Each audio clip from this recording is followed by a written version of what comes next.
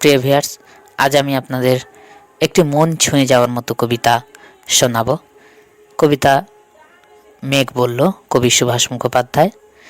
তো এই কবিতাটি গতকাল আমার একজন অনুরোধ করেছিল কবিতাটি শোনানোর জন্য, তাই তার অনুরোধে আজ এই কবিতা শুরুর আগে আমি আবারও বলবো, আমার কবিতা সবার আগে পেতে গেলে দয়া করে প্রথমে আমার এই ইউটিউব চ্যানেল শুধু কবিতার জন্য এই চ্যানেলটিকে সাবস্ক্রাইব করে লাইক, কমেন্ট এবং প্রত্যেকের কাছে শেয়ার করবেন।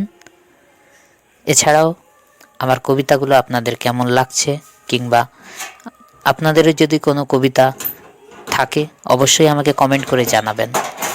তো চলুন আর কথা না বাড়িয়ে শুরু করি আজকের কবিতা। কবি সুভাষ মুখোপাধ্যায়ের কবিতা মেঘ বলল।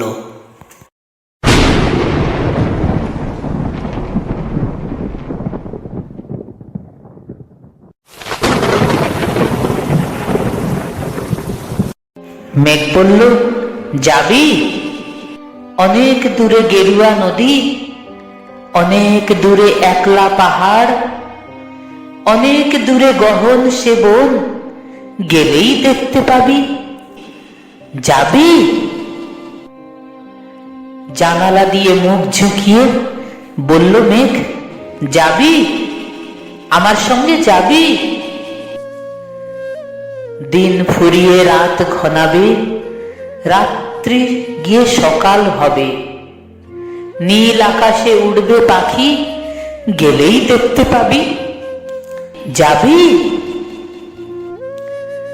শ্রাবণ মাসের একলা দুপুর, মেঘ বলল, যাবি? আমার সঙ্গে যাবি?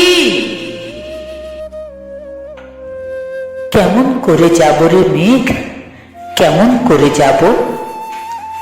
নিয়ম বাঁধা জীবন আমার, নিয়ম ঘেরা এধার ওধার। কেমন করে নিয়ম ভেঙে এ জীবন হারাবো? কেমন করে যাব রে মেঘ, কেমন করে যাব? মেঘ বলল, দূরের মাঠে বৃষ্টি হয়ে ঝরব, সবুজ পাতায় পাতায় ভালোবাসা হয়ে ঝরব, শান্ত নদীর বুকে আনবো জলোচ্ছ্বাসের প্রেম, ইচ্ছে মতো বৃষ্টি হয়ে ভাঙবো, ভেঙে পড়বো। এই মেঘ, তুই যাবি? আমার সঙ্গে যাবি? যাব না রে মেঘ, পারবো না যেতে। আমার আছে কাজের বাঁধন, কাজেই থাকি মেতে। কেবল যখন ঘুমিয়ে পড়ি তখন আমি যাই, সীমার বাঁধন ডিঙিয়ে দৌড়ে এক ছুটে পালাই, তখন আমি যাই। স্বপ্নে আমার সুনীল আকাশ, স্বপ্নে আমার গেরুয়া নদী, স্বপ্নে আমার দূরের পাহাড়, সব কিছুকে পাই। জাগরণের এই যে আমি কৃতদাসের মতো, জাগরণের এই যে আমি এবং আমার জীবন,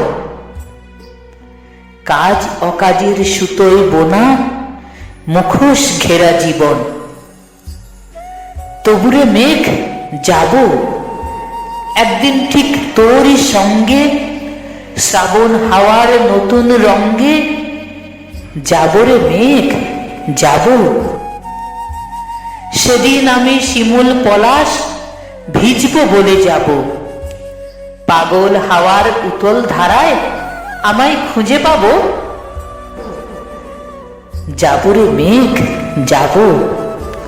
যাব রে মেঘ, যাব। যাব রে মেঘ, যাব।